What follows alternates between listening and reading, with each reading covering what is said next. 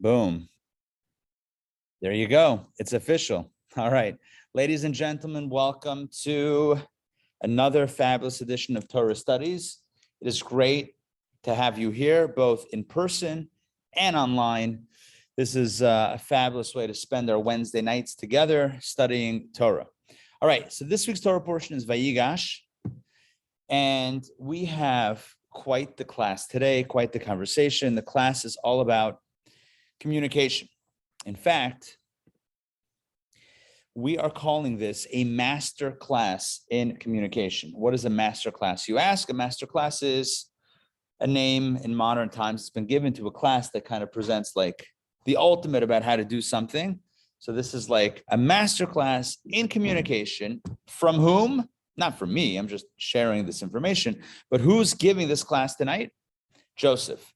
Joseph of Joseph in the Technicolor Dreamcoat fame, right? Joseph, he is going to teach us how to communicate. But first, before we learn from Joseph, I wish to communicate to you a welcome. Welcome Ray, welcome Steve, welcome Adina Malka, welcome Steve, welcome Mom, welcome Donna, welcome David, welcome Donna, welcome Fred, welcome Paul, welcome Sarah, welcome David, welcome Yona, welcome Lisa, and welcome Ariella. It is great to see you all. Welcome Linda and welcome Sandrine. And it is a party. Okay, so the story of Joseph, as you know by now, if you don't know, why don't you know? But as you probably know, the Joseph story is my favorite. Oh, are those the books? Nice.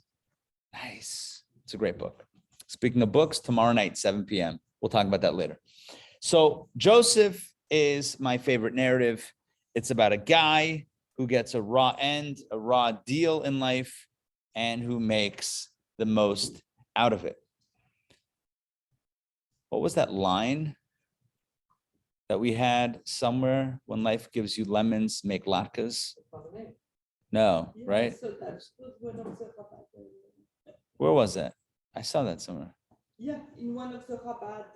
Chabad.org emails. Yes, Chabad.org emails. When life gives you lemons, make latkes. Oh, that's cute. How does it make sense? Whatever. You have to figure out the context to make your own context. Whatever. But shtisel.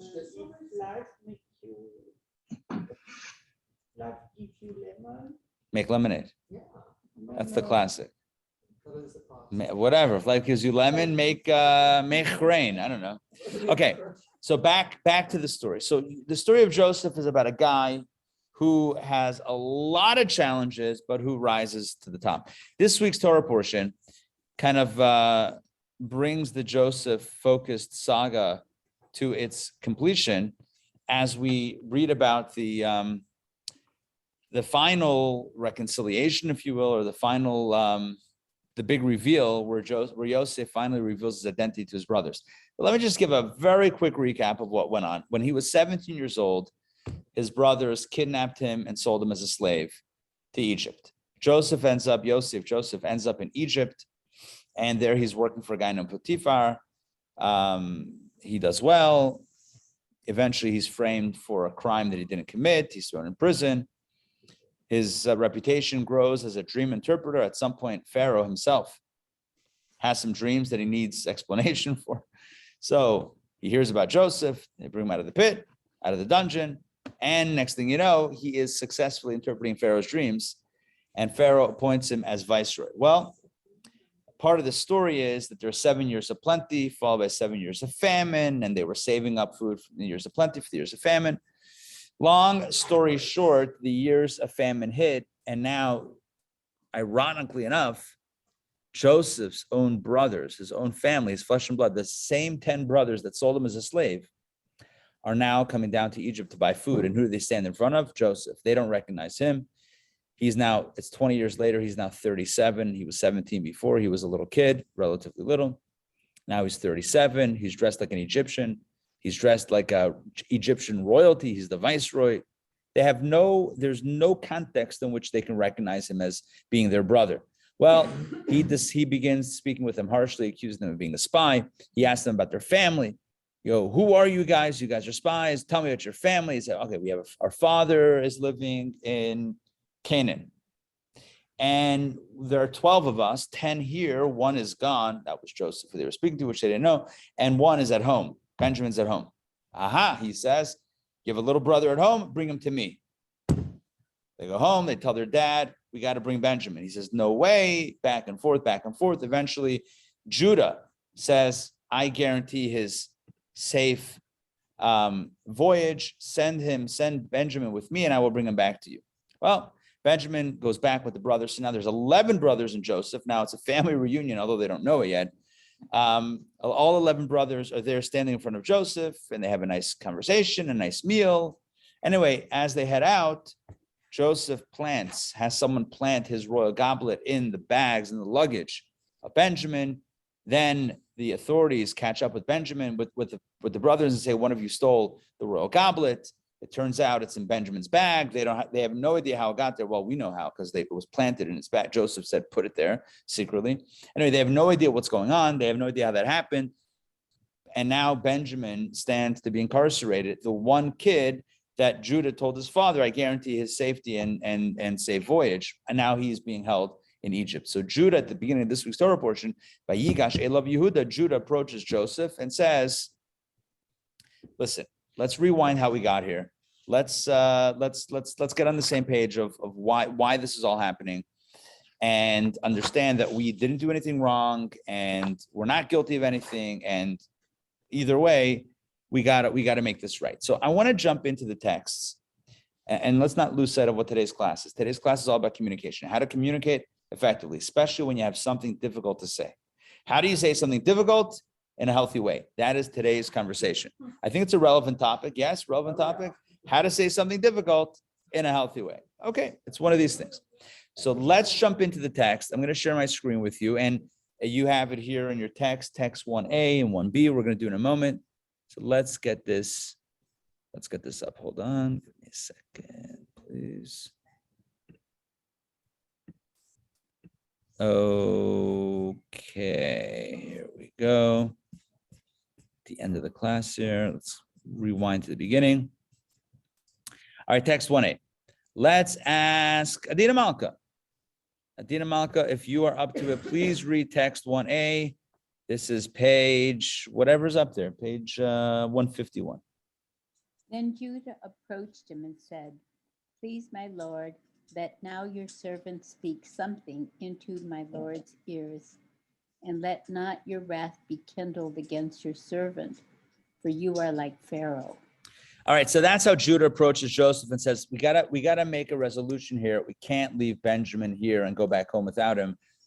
I promised Dad, I promised my father that I would bring him back. So he says, let's have a conversation about this. So Judah's approaching Joseph. He doesn't know it's Joseph. He's approaching the viceroy and saying, let's have a schmooze. But look what he says, that line over here, let not your wrath be kindled against your servant. In other words, I want to have a conversation, but don't get angry at me. Why is he saying don't get angry at me? So Rashi explains text 1B. Okay, Adina Malka, if you will, please continue. And let not your wrath be kindled. From here you learn that he spoke to him harshly. He was saying to him, don't get upset about what I'm about to say, meaning he was about to be very tough with him. Judah, in advocating for his baby brother Benjamin, for his safety, Judah is prepared, not only prepared, he engages in some real talk with his viceroy guy, who is actually his brother. Okay, so he is prepared to have a harsh conversation, to put his foot down and to demand Benjamin's release. But as I mentioned a few moments ago, Judah in his dialogue or in his monologue kind of with Joseph kind of recounts the story about how they got into this predicament in the first place. Like, why are we here? How did we get here? This is text number 2. This is the continuation of the narrative. Let's ask Donna Herbert, please read text number 2 beginning with verse 19. My Lord asked his servant, saying, have you a father or a brother? And we said to my Lord, we have an old father and a young child of his old age, and his brother is dead, and he is left alone of his mother, and his father loves him. And you said to your servants, bring him down to me, and I will set my eyes upon him. And we said to my Lord, the boy cannot leave his father, for if he leaves his father, he will die. So now please let your servant stay instead of the boy as a slave to my Lord, and may the boy go up with his brothers. For how will I go up to my father if the boy is not with me? Let me not see the misery that will befall my father. This is Judah's plea to the viceroy of Egypt. He says, you asked about the family. We told you about our father. We told you about our missing brother. We told you about Benjamin. You asked for Benjamin. We said it's not a good idea. You pushed. We delivered Benjamin. We can't go back home without Benjamin. Our father's gonna die. It's gonna kill him. It's gonna kill our father. Okay. At this point, we need to think about what Joseph, who's pretending not to know these guys, what Joseph is thinking and how Joseph might react, right? If you were Joseph, this is 22 years later. 22 years, he's 39 now. Joseph is now 39. He was sold as a slave by his 10 older brothers. He was sold as a slave 22 years prior to the age of 17. He's now 39. He's the viceroy of Egypt. He's done very well for himself. He's the CEO of a country. And CEO, the CFO, whatever it is. He's got, he's prime minister, viceroy, whatever you want to call it. I don't know who else is called a viceroy. He was also a tennis player. You know about this? Yeah. Joseph served in Pharaoh's court. Come on, guys. How did you not see that joke coming? Joseph served in Pharaoh's court. You with me? All right. Okay, back. Yes, thank you. Thank you, Ariella. Thank you. I appreciate that. How would Joseph react at this Rabbi? point? Yes. Well, it says here, and now Joseph emphasized the now. Until this moment, he had surely blamed them for an inhuman betrayal, but now he understood that they had been tools in God's hand. That's Okay, according to Kate. Good. Is that- Good. That's a solid interpretation. But what I'm saying from on a human level, you might think that at this point Joseph would rip into these guys. If he's about to reveal his identity, you would imagine he would say, "I'm Joseph. You guys are terrible. You guys are the bad guys. You guys are the villains. Like, how dare you do? How dare you do what you did to me? You know, I survived despite what you wanted, etc., etc., etc." I would cry. You cry, okay, good. It's very different reactions. But Joseph would be forgiven for harboring resentment and for kind of attacking on some level, attacking his brothers who put him through such absolute terror for all these years. He forgave them. What actually happened? Let's continue the narrative. Yes. But what about burn me once, shame on me, shame on you, burn me twice, shame on me. Continue, explain. No, Yes. burn me once, shame on you, burn me twice, let somebody burn you a second time, shame on me. Now I understand the meaning, but what's Yeah. the context? How would you fit into the context here? In other words, why did he say it's not going to happen again? I'm not letting these guys get me in the pit again. Okay, good.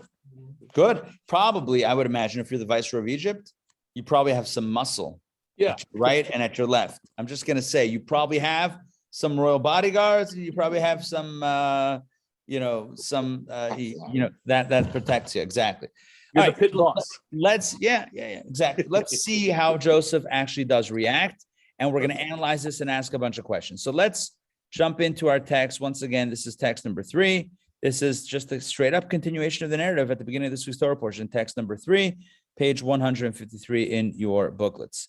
Let us ask Donna, Donna, to please read this text. Now, Joseph. Now Joseph could not bear all those standing beside him, and he called out, "Take everyone away from me." So no one stood with him when Joseph made himself known to his brothers. And he wept out loud, So the Egyptians heard, and the house of Pharaoh heard. And Joseph said to his brothers, I am Joseph. Is my father still alive? But his brothers could not answer him because they were startled by his presence.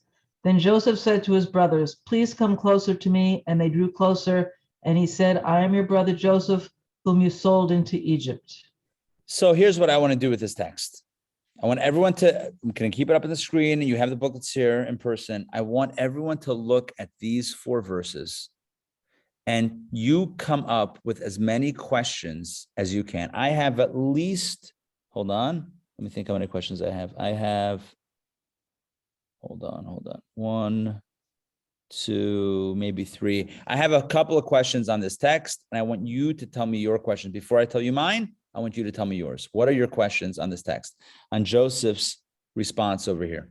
Well, number 2, he wept out loud, so the Egyptians heard. I would wonder what the feeling of the Egyptians were if they, had some Okay, kind good. Okay, good. What else? Give me more questions.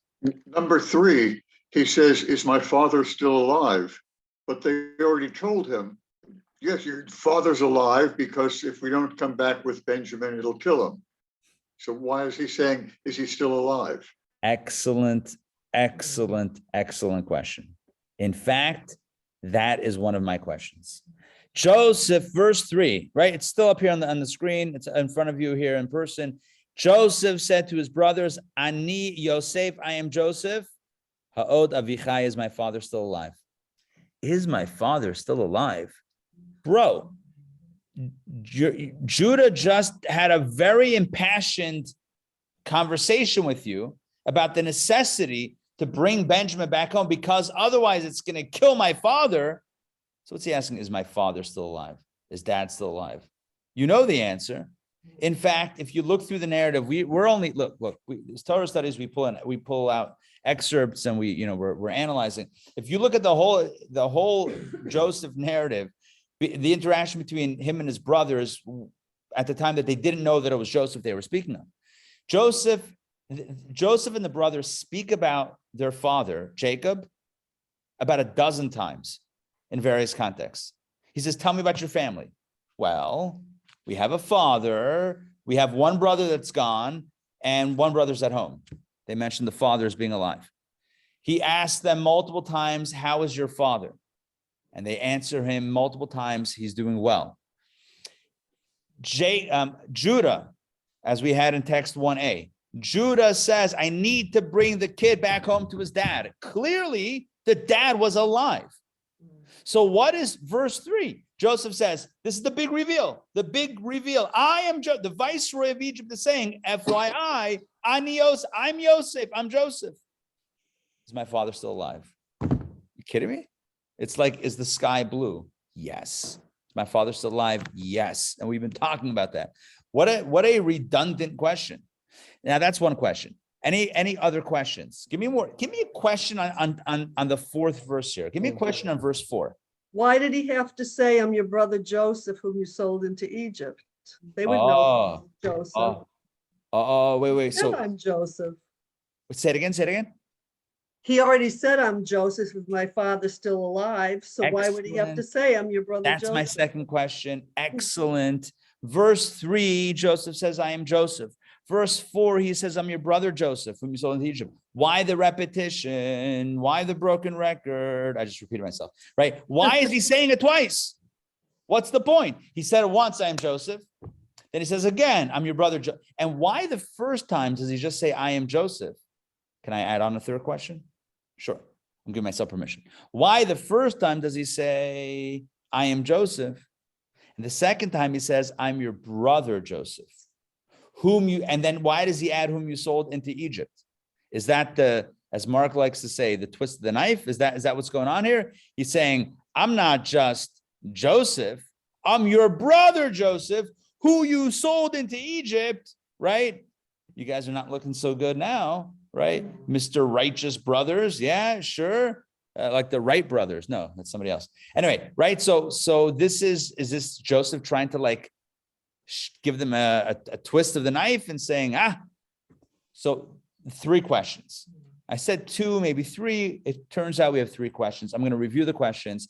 We're about to get to some incredible ideas from the commentaries, but let's just make sure we all have the questions clear so we know what we're answering.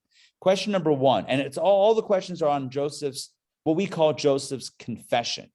Why confession? Confession? Yeah, I think that's what it's called. It's the language that's used in analysis on this.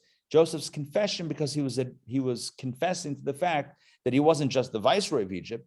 He was Joseph. This whole time, he accused them of being spies. He sent them back and forth on missions to bring down Benjamin. He planted goblets in their bags and accused them of theft. I mean, and now he says, oh, by the way, I'm Joseph. All of this was me. Huh? Revelation, called revelation. So I want to focus on this. So the 3 questions are, number 1, when he reveals his identity, why does he add in the question, is my father still alive? That we already know that answer a dozen times. Number 2, why does he reveal himself as Joseph a second time? He says in verse 3, I am Joseph. In verse 4, he again repeats it that he's Joseph. Question number 3 is, why in the second revelation, Revelation 2, I feel like that's another religious text, but anyway, why in the second, not book, why in the second confession or revelation to his brothers does he add in the phrase, brother, I am your brother, I'm your brother Joseph, and he also adds in whom you sold into Egypt. Why are those necessary? Why are those relevant? What is the meaning behind this? 3 questions. Make sense? All right. So I want to share with you 3 explanations. We're going to explore 3 different explanations that span the spectrum of Jewish thought and Jewish analysis and biblical commentary. Each a beautiful interpretation in its own right, each a beautiful commentary. But ultimately, we're going to get to the third, 1, 2, and then 3. And the third is going to be the one, hopefully, that has a lot of take-home messages for you and I. Answer number 1.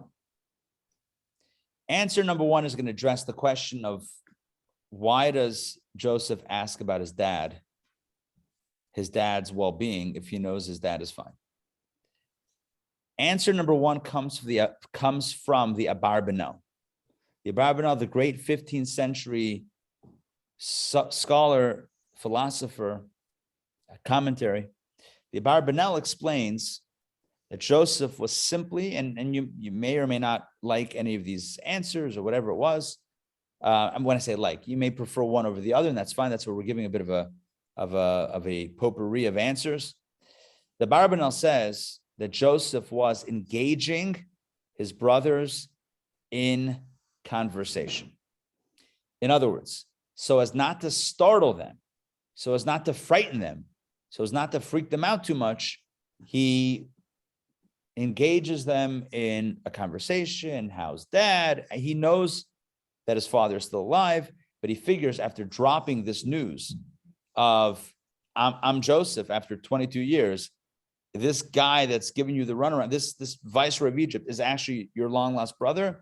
After that shocker, he figured, let's just, have small talk. How's the weather? How's dad? That sort of thing. Let's see this response inside. I'm going to share my screen and let's jump right into this text. Oh, I'm sorry. I skipped this one. I'll read this quickly. Text number 4 is the question that I asked. Question number 1. One can ask, why does Joseph ask, is my father still alive? If already prior to revealing himself to his brothers, he had inquired about their father's welfare. So he obviously knew Jacob was still alive. Okay, that was question number 1. We had 2 more questions. Why didn't he go visit him? Why didn't he ever?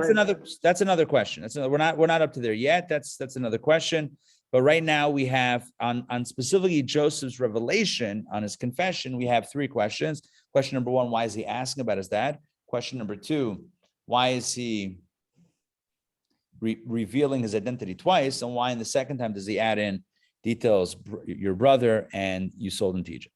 Okay, so the Abarbanel gives an answer to the first question. Why ask about that? Let's do this one inside. I'm going to read this one. Text number 5, page 155. This then is the reason Joseph asked, is my father still alive? He wasn't actually determining whether or not their father was still alive, for they already said so, to which he had already responded, how is your elderly father faring? They already discussed their father multiple times. He asked them, do they have a father? They said, yes. How's he doing? They said, fine. There was already conversations about that.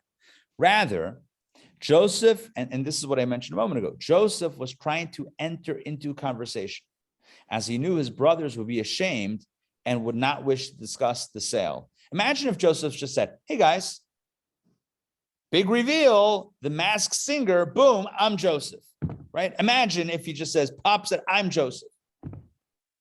The brothers were probably like, oh, you're Joseph? Oh, we're so sorry for selling you as a slave. They would probably talk about the sale. Joseph doesn't want them to talk about the sale because, let bygones be bygones. So he wants to have another conversation. So he mentions the first thing that comes to his mind, which is dad. He says, I'm Joseph. Let's talk about that, just to shift the conversation into neutral territory. So he opted back inside. So he opted to discuss other matters, choosing to start with their father's welfare. Now, let's continue the Abarbanel second paragraph. Joseph intended to thereafter inquire about their families and household matters. He was going to ask them, Joseph fully intended to have a family schmooze so that they wouldn't be all defensive and talk about the sale. Forget the sale. How's dad doing? Are you guys married? How are your families? Do you guys have kids? That they would start having a family conversation, much like any family that gets together, would have a family conversation. So back inside, let's start again the second paragraph. Joseph intended to thereafter inquire about after the families and household matters, but refrained from doing so when he saw how shocked they were. So when he saw that they were shocked, he ended with the question about their father. He says, I'm Joseph, I'm Yosef. Is father still alive, or how's dad? And then he saw that they couldn't even answer that first question. So he didn't continue pressing, say, how are you guys? Are you guys married? Or you guys have kids? What's the family like? How are the parks and where you live? How the schools? He didn't jump into that stuff because they just froze. So that's when he moved on and to verse 4 that we had before. And we'll elaborate on that a little bit later. So that's the Abarbanel. Abarbanel basically says that why does he ask about his father? Not because he didn't know, but because he was trying to engage in conversation in a very similar fashion. We have this elsewhere in Torah. Right after the sin of Adam and Eve, God speaks to Adam. And you know what God says to Adam? What are the first words out of God's mouth to Adam after the sin? Where are you? Where are you? Where are you? And the commentators say, what, God doesn't know? Right. Adam escaped the GPS, the God positioning system. Like, is that even possible? Of course not. So why does he say, where are you? He was engaging in conversation. Hey, how's it going? How you been? What you been up to? It's not where are you because I don't know where you are. I can't find you. It's kind of like, where are you? Well, that's there is an implication there of like, where are you? Like, what have you done? But it's also the typical understanding is it's just a conversation starter. Let's actually read this in text 6a and 6b. So this is from Genesis 3:9, opening Torah portion, Bereshit. It says, and the Lord God called to man, Adam, and he said to him, where are you? Let's see the understanding of this as Rashi explains, where are you? So Rashi says, God knew where Adam was, but he asked him this to enter into conversation with him, lest he be frightened to answer if he should punish him suddenly. If God said, imagine if God said, instead of where are you? Imagine if God said, gotcha.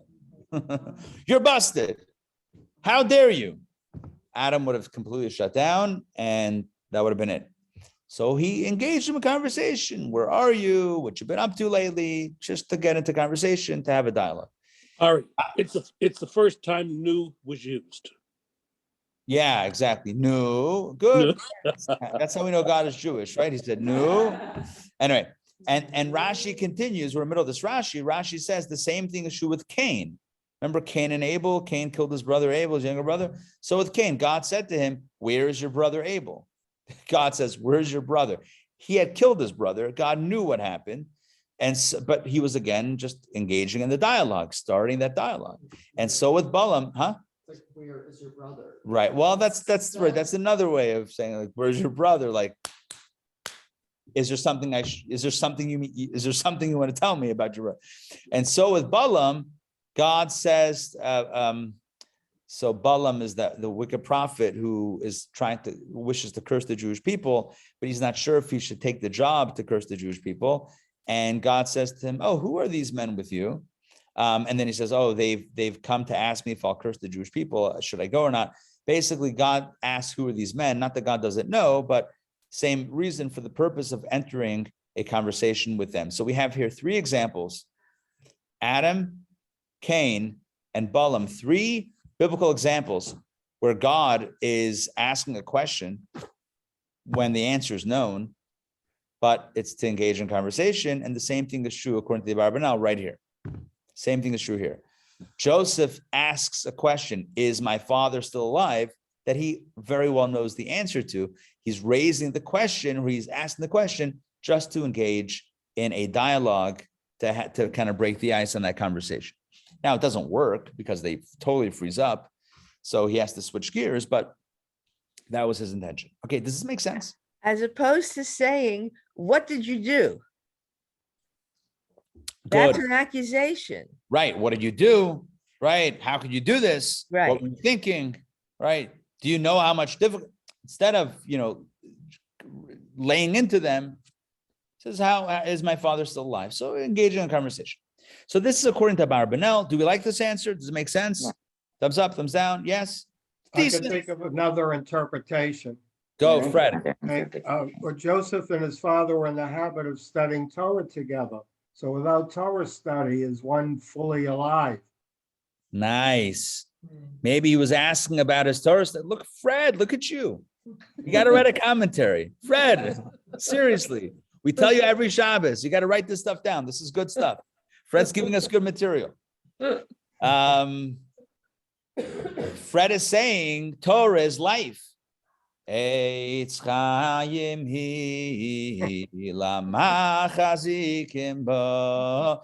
tree of life. The Torah is to those who hold on to it. So, and Jacob, dad, was always studying with Joseph, but not for the last 22 years. So maybe he's asking now, you told me about his biological life. You told me that he's okay physically, but how is he spiritually alive? Is he studying Torah? Fred, I'm elaborating on your commentary. I hope you don't mind. Thank you. So, right, he's inquiring about his spiritual welfare. Maybe I like it. You know what? Tonight, we have 4 interpretations. Look at that. Look at that. The 3 that I intended, plus 1. Good. I want to share with you another interpretation. All right, I have one more. Yeah, good. Mark, everyone wants to get on this. Yes, Mark. Well, no, this is what I was going to say. In fact, I looked this up. Long story short, the question was, is my father still alive? He's living, but is he still alive? That's what you were just now saying. Kind of stole my kibbutz. But my reason for the question is different. That Jacob was living and alive with Benjamin there, and I looked in my Rashi, and several times it says it will kill him if Benjamin doesn't come back. And Jacob says, by holiness, it's killing me that you're taking Benjamin and not bringing him back. So the question is, was he thrown into such despair that he was still living? With Benjamin now being in peril as well. Stroke or whatever, but is he not really alive? Okay, good. I hear that. I think that's a good companion to what Fred said. Good, perfect. I like it. Let's introduce a new interpretation. And this new interpretation, again, we have to have, when we study Torah, we have to have an open mind. And I say this because sometimes there are commentaries that are similar, but very different. And I encourage you to kind of, for the purposes of absorbing it, kind of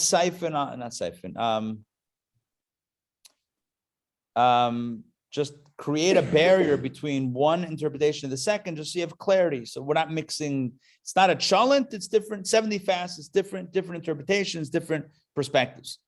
So we had one interpretation that he was engaging in conversation. We had another interpretation saying, is he actually alive?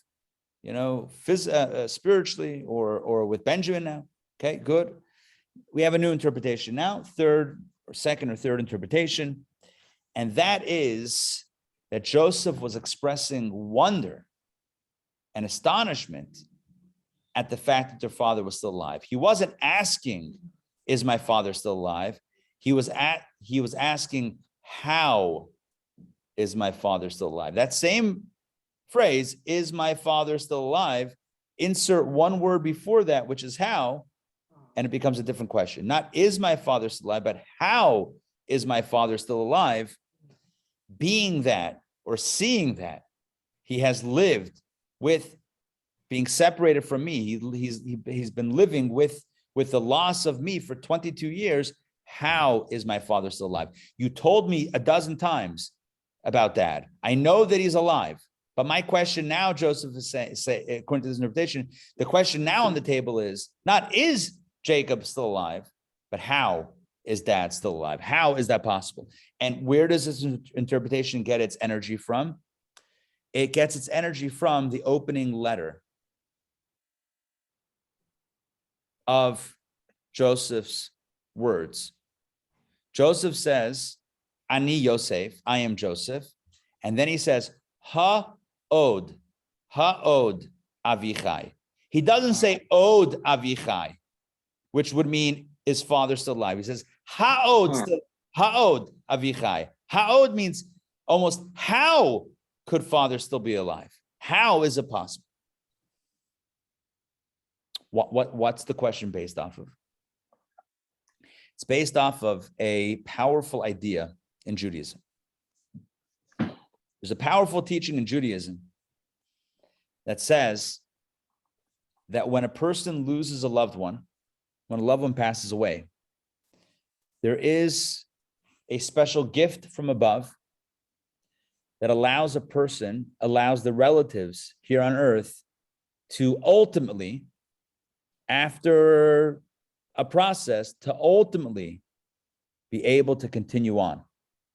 There is a natural process which emanates from a divine blessing that allows the relatives that remain to be able to at some point move on and continue to live with the absence of their loved one who passed away. But that gift, I'm calling it a gift, the gift of being able to heal, the gift of healing is only given when there is an actual loss of life. But when the loved one is still alive, but just missing, so they don't forget. Even on a psychological level, right? There's no closure. There's no closure. There was never, if we want to speak in very grubba oisius, which is Hebrew Yiddish for very coarse language, they never recovered a body. There was no body. There was no body. Jacob never buried his son. There's no body. And without a body, there's no closure. All they found was this coat of many colors with bloodstains on it. There was no body. And according to the commentaries, without this closure, two things. On a human psychological and emotional level, the grief remains. The grief remains. And on a spiritual level, God's blessing of closure and moving on is not given. The God's blessing of healing is not given because there was no loss of life here, right? It's only the healing is only when there's a loss of life. There was no loss of life, so there's no blessing of healing. So on both levels, the spiritual level and the practical level, the psychological, emotional level, there's no healing here. There's no moving past. So understand what I'm saying. I'm trying to make one point. I'm moving around this point, but let me hone back in on this one point.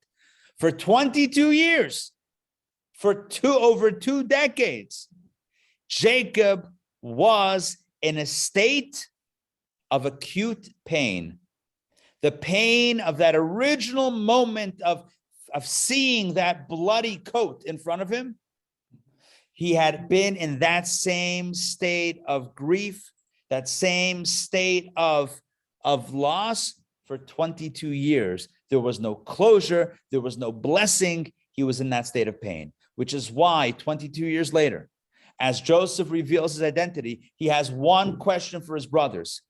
Not is father still alive, but how is it possible that after 22 years of grieving and grieving deeply, not grieving post-closure, but grieving without any closure, how could father still be alive? Take a look at text 7a and 7b. I'm going to read these inside so you can see where this commentary How's it possible? is based on. How is it possible? Oh, so once I know your question. We've talked about it. I don't know that I'm going to give you a good answer for it.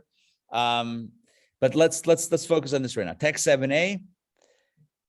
The Torah tells us, this is 2 weeks ago, when Joseph's coat was recovered. I mean, he wasn't killed, but when the coat was brought to Jacob, the bloody coat, he grieved, he mourned. And all his sons, listen to this, all his sons and his daughters, this is Jacob's sons and daughters, arose to console him, but he refused to be consoled. There was no closure. When somebody loses a loved one, they pass away, God forbid, there's closure and there's a blessing of healing. And there's ultimately, not immediately, but ultimately consolation. In fact, the Shiva, a whole Shiva, the 7 days of mourning. And what's the mitzvah? The mitzvah is for others to visit the mourner and to offer nichum, to menachem avol, nichum avelim, to give comfort, to bring comfort to the one who experienced the loss. And the comfort is on some level accepted, and it's more accepted as time goes on. Jacob refused to be consoled. On a spiritual level, there wasn't the blessing of moving on. On a practical level, there was no body. There was no closure. 7b, Rashi explains this, but he refused to be consoled. Why? Rashi says, no one accepts consolation for a person who is really alive but believed to be dead. For it is decreed that a dead person should be forgotten from the heart. And that sounds harsh, but it doesn't mean forgotten. It means that there should be closure and moving on, but not a living person. When the person's still alive, there's no closure, and ultimately there's no consolation. The pain is acute. The pain is in its full measure for the entire duration until there is some sort of closure, which gets me back to this third interpretation, second or third, depending on how you're counting, right? Why is Joseph asking about their father? He knows he's alive. He's not asking if he's still alive. He's saying, how is my father still alive? Not is he alive? How? How is father still alive? How is it possible? After 22 years of refusing to be consoled, 22 years of the acute original pain, every single day, no closure, no body, no blessing, no healing from above or from below. How is he still alive? It's more an expression of astonishment. It's a rhetorical question. He wasn't expecting the brothers to answer the question. Break it down for me. What has he been doing the last 22 years? It's not a question that demands an answer. It's a rhetorical question of astonishment. How is that still alive? I want to move on to the final perspective. I told you before, we have multiple perspectives. We have even more than I started with. This is my third, our fourth interpretation of the night. And this is the one that we're going to end with and hopefully walk away with some practical communication messages for us. To understand this final interpretation, we have to read a piece of the Talmud, which is very perplexing. The Talmudic excerpt is found in text number 8 on page 326. I'm going to read, page 158. I'm going to read this. Talmud says that when Rabbi Elazar reached this verse, which verse? The verse that we're talking about, when Joseph reveals his identity to his brothers. When Rabbi Elazar reached this verse, he cried. The Torah says, and his brethren, Joseph's brethren, could not answer him, for they were affrighted at his presence. He said, affrighted, they were frightened, shamed, whatever it was. He said, Rabbi Elazar said, if the rebuke of a man of flesh and blood was such that the brothers were unable to respond, when it comes to the rebuke of the Holy One, blessed be He, all the more so. Imagine the brothers are confronted by their brother Joseph, and there's nothing they can say. There's nothing they can say. Can you imagine what's going to happen after 120 years when we have to face God? Yeah. Can you imagine what that's going to look like? If they couldn't answer a human being of flesh and blood, how could any of us answer God? So whenever he came up to this verse, he would cry bitter tears, thinking about facing Hashem, facing God Almighty. If the brothers couldn't even face Joseph, how can we face our Creator? How can we face our Creator? The brothers couldn't even face their brother Joseph's rebuke. He uses an interesting language. I just mentioned it now, rebuke. The rebuke of a man of flesh and blood, right? Rebuke. I actually have a question on this piece of Talmud. What kind of rebuke? When did Joseph rebuke the brothers? I don't remember Joseph rebuking the brothers. All he said was, I am Joseph, his father's still alive. What kind of rebuke? So I want to share with you a perspective from the Malbim. This will be our final interpretation. The Malbim says something powerful. What Joseph was telling the brothers, listen to this. What Joseph was telling the brothers. So he says, I am Joseph. And then he says, is father still alive? What does he mean? According to this final interpretation. Again, it's different. Silo it off. It's a different interpretation. Joseph was saying to his brothers, how could you have done what you did to me? How could you have done this? Knowing the effect that it would have on father. Is my father still alive means how, similar to how could my father still be alive, but how could father still be alive, but the inflection is more on how could you have done something to cause dad so much anguish for so many years? Let's take a look at this inside text number 9. I'm going to share my screen with you right now. Inside the booklets, page 158. Why did they sell him into slavery? I can't remember. They were jealous. They were angry at him. They thought they were jealous of his dreams and his coat and his favoritism. All that's, yeah, the infamous coat. Yes. Let's take a look at the Malbim. Rabbi Meir Leibush Michal Wisser. He writes the following. This being startled, the brothers were startled, was a mixture of astonishment and fear. They were shocked that this guy was Joseph, and they were afraid. For when he said, I am Joseph, they feared revenge, as if he were saying, how could my father still be alive after all the pain you caused him by selling me? That was the rebuke. How could father still be alive after all the pain you caused him? So this is a third interpretation, and it's different than the previous, or fourth interpretation, different than the previous. We had one interpretation that said that it was just entering into conversation. Hey, how's that? Second, the other interpretation was he was speaking rhetorically and just wondering aloud, how could father still be alive after all these years of suffering?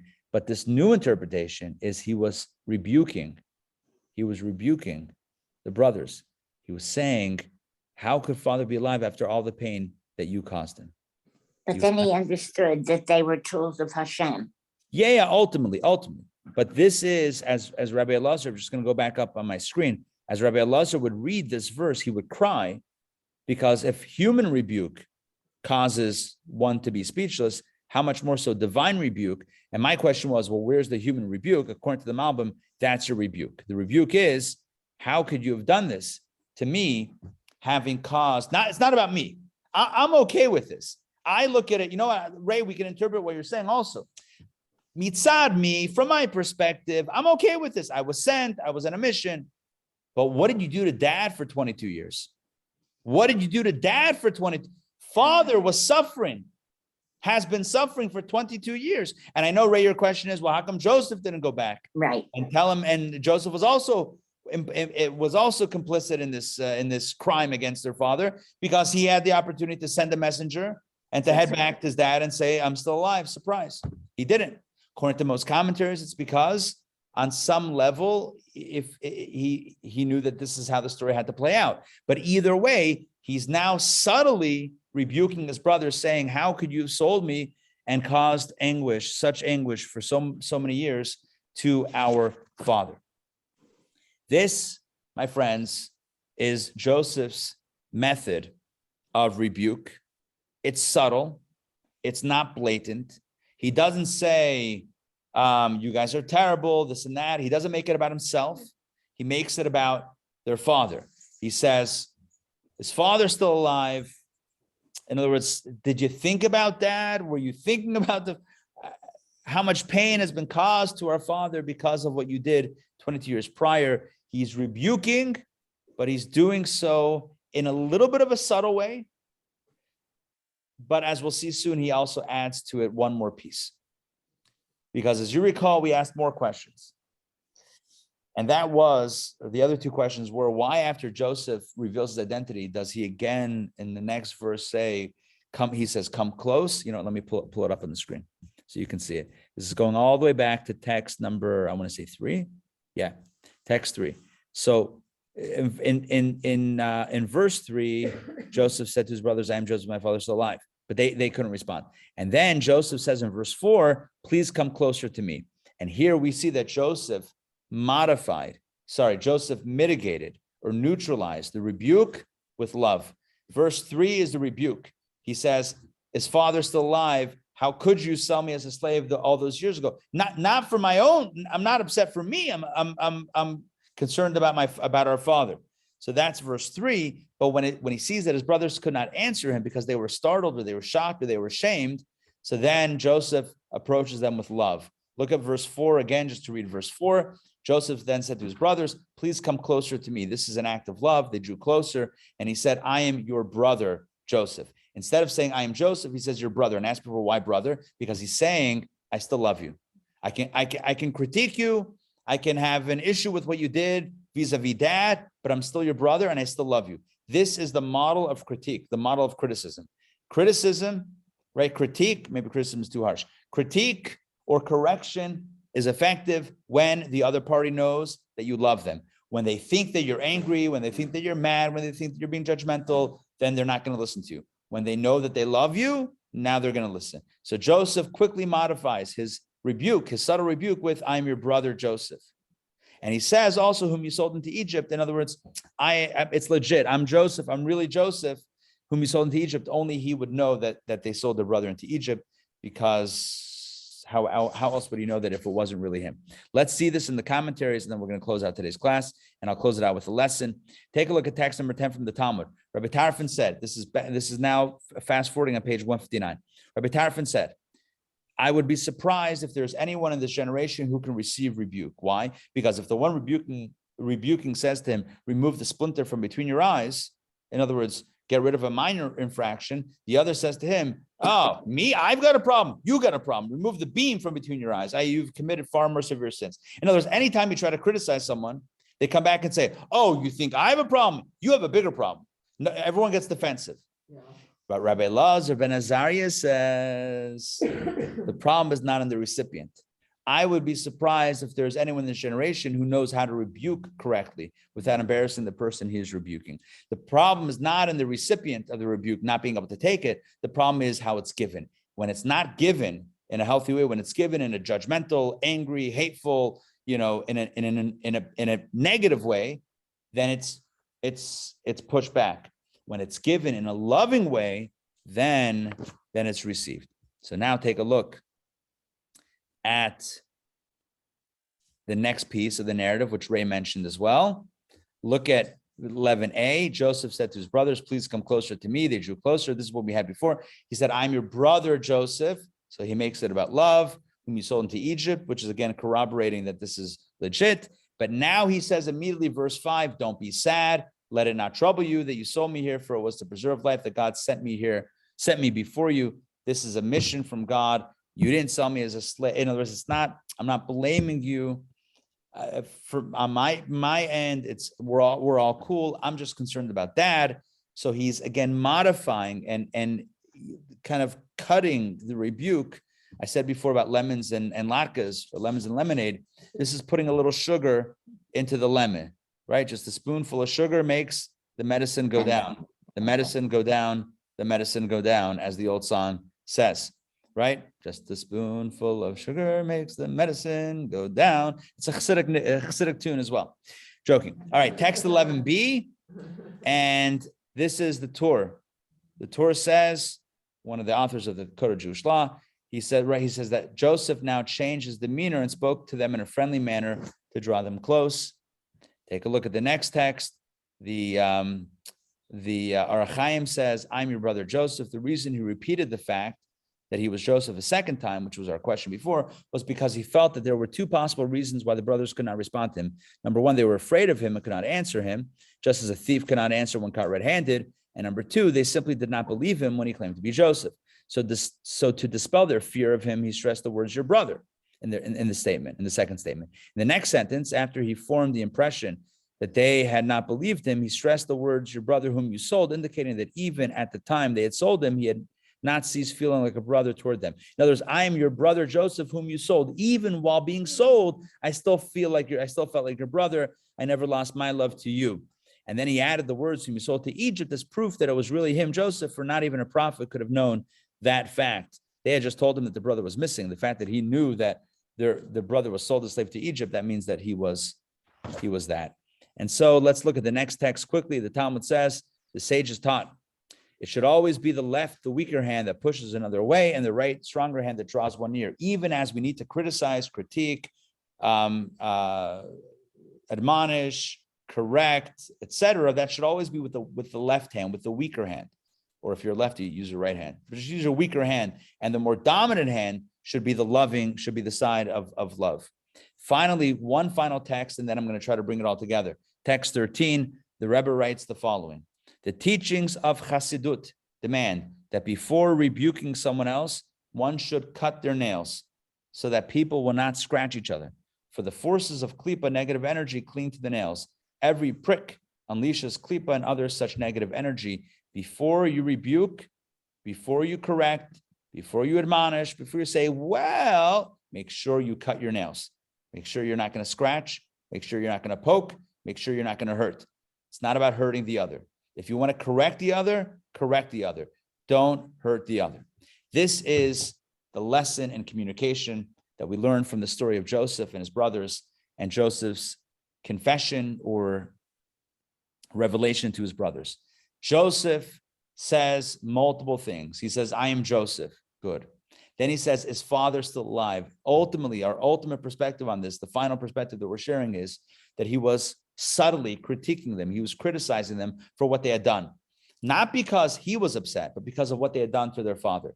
But he says immediately thereafter, I'm still your brother. I still love you. I still love you. It wasn't right what you did. Love doesn't mean that you're blind to flaws, right? A loving parent is not one who looks away from flaws and who says, you know what, let the flaws stand. A loving parent says, okay, here are some flaws, but does it from a place of love, not from a place of ego, not from a place of anger, not from a place of frustration, not from a place of any negative energy, but from a place of pure love. Joseph says, Ani Yosef, Ha'od Avichai, I'm Joseph. Is father still alive? Or how could father still be alive? So what you did was wrong, but I'm still your brother. I've always been your brother. Even as you sold me into Egypt, to slavery, I was your brother. And I harbor no ill feelings because God put me here for a purpose. And that purpose is to sustain you and your families. I'm going to take care of you. I'm not upset at you. I'm going to take care of you. But what you did to dad wasn't right. This is a way to rebuke. So it's easier to take one of two extremes in life. For you and I, let's just talk about us. It's easier to take one of two extremes. It's easier to either just say, you know what, I'm going to overlook everything. I'm just not going to comment, not going to get, just everything's fine. I'm going to wear blinders and it's all good. I'm not going to get involved. No critique, no negative. That's easy. The other extreme is also easy, which is you just rip into the other person. What's harder is to do it right, which means that when you notice something, because you actually love them, so you want to say something, but you do so in a thought out way, in a non-reactive way, in a way that can be helpful, in a way that can be productive. You emphasize throughout how much you love them, and that you're only mentioning this for the growth, for the positive purpose. This is the masterclass in communication, or the masterclass in positive criticism, constructive criticism that we learn from Joseph. But we can't fake it.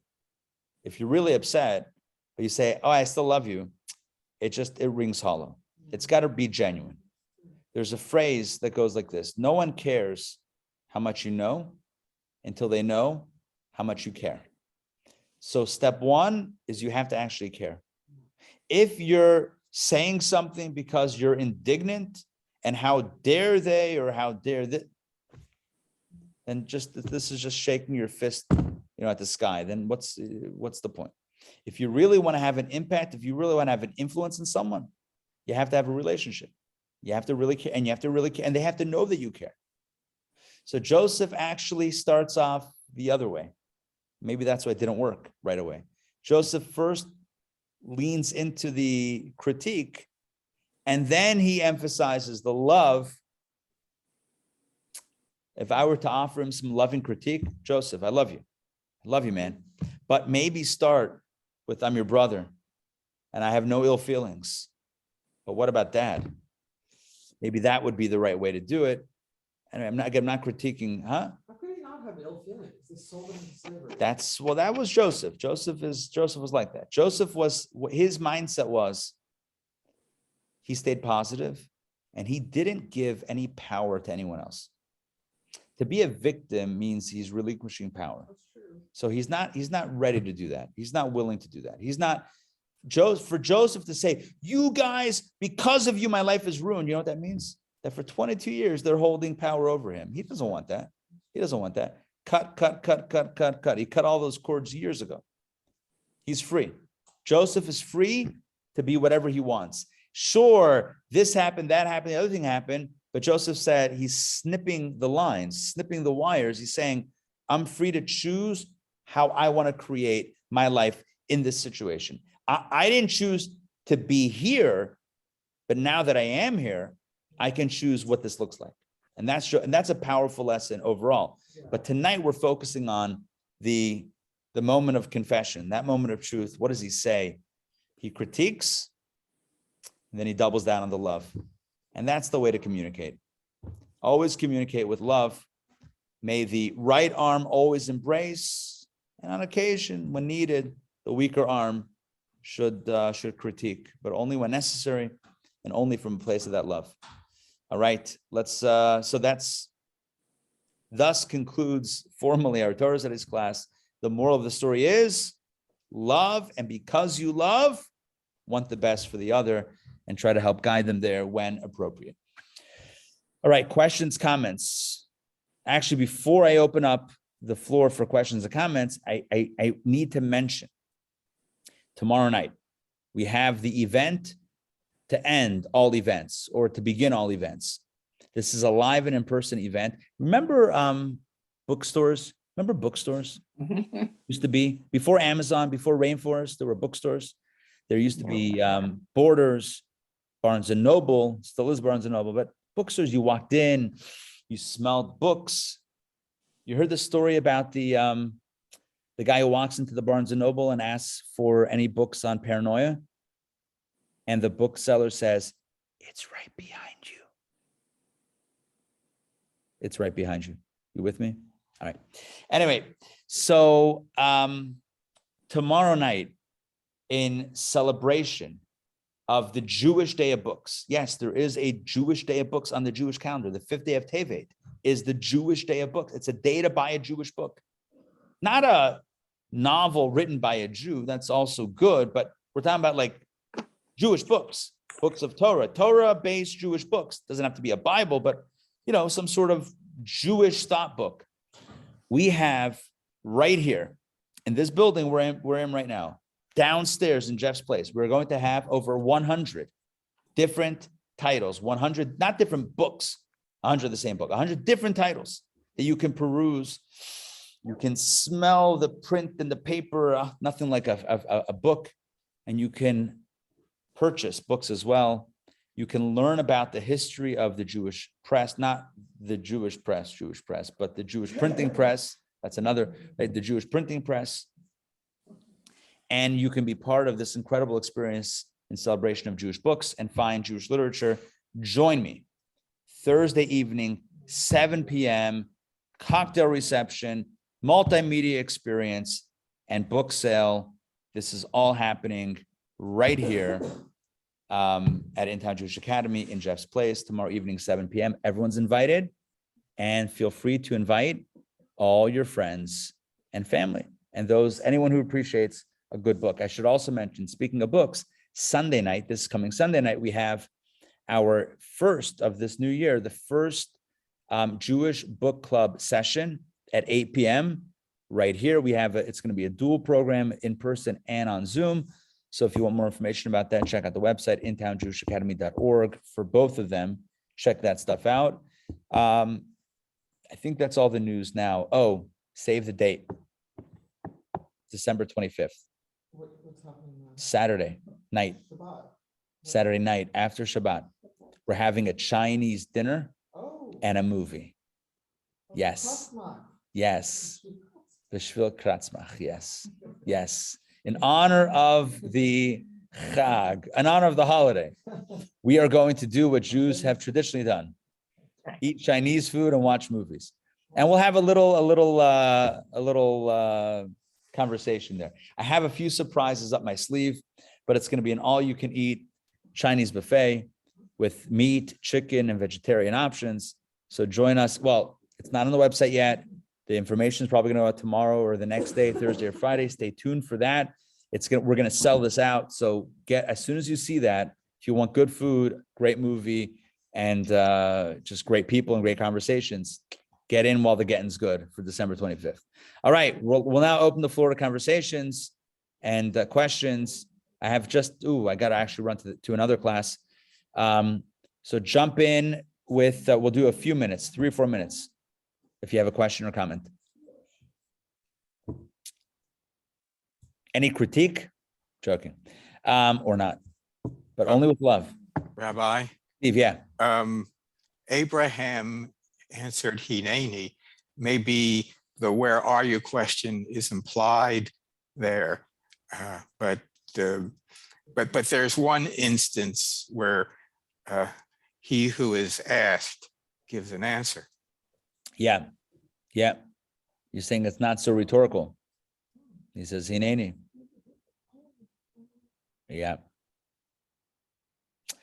Good.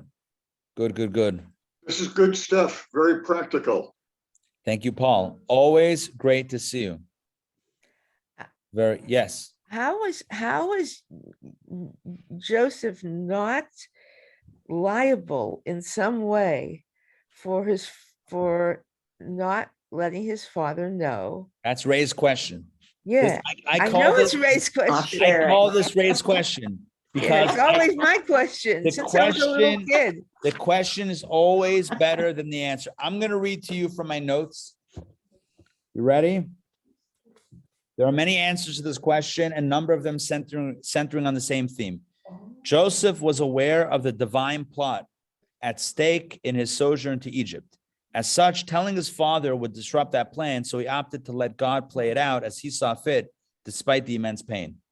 Another simple answer is that Joseph assumed that his father was in on the plot to sell him.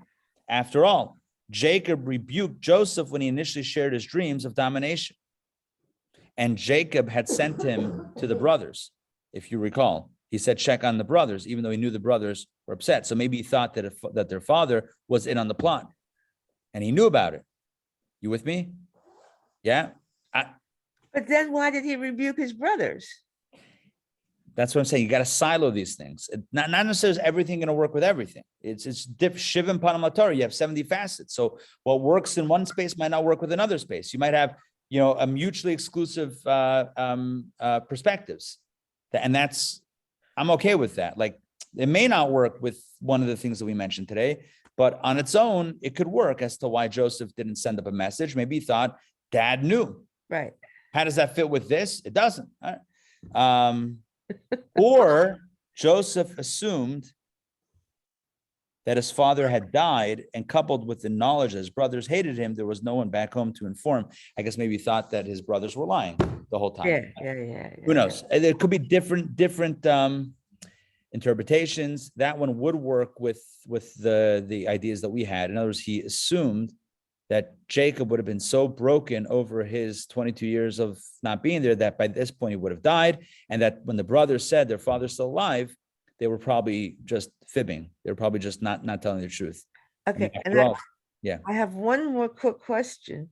Why was Jacob punished so much? Yeah, I don't have a good answer for that. I agree with you. It's terrible, Jacob- terrible Jacob- suffering. Jacob had a lot of suffering. He had drama and trauma with yeah. his twin brother.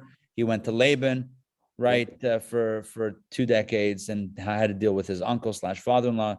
Right. He wanted to get married to one girl, ended up with another girl, Right. and then it's all this drama. His daughters abducted and assaulted Dinah, and then after all of this drama, finally he wants to settle, and then the Joseph drama springs on him. When he meets Pharaoh in this week's Torah portion, when they come down to Egypt and he meets Pharaoh, he tells Pharaoh, "I've lived a miserable life.